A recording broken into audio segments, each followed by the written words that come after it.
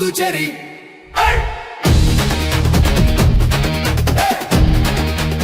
புதுவை மக்களுக்கு NR BJP ஆட்சியின் அட்டூழியங்களை எடுத்து சொல்லும் விதமாக காங்கிரஸ் கட்சி சார்பில் தற்போது எழுச்சி பயணமான வாக் ஃபார் புதுச்சேரி நடைப்பயணம் காங்கிரஸ் பொறுப்பாளர் ஈரம் ராஜேந்திரனின் தொகுதியான முத்தையால்பேட்டை காங்கிரஸ் அலுவலகத்தில் இருந்து இளையராஜாவின் ஒருங்கிணைப்பின் கீழ் கொடியேற்றத்துடன் வெற்றிகரமாக துவங்கியுள்ளது.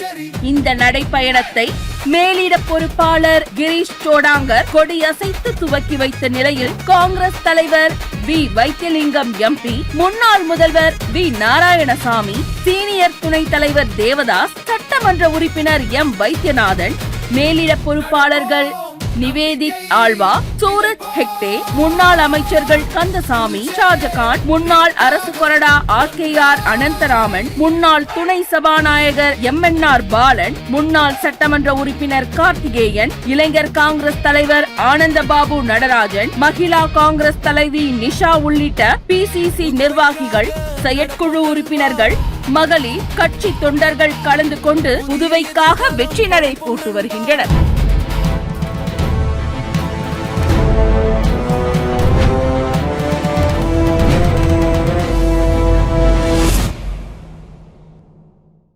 புதுச்சேரி.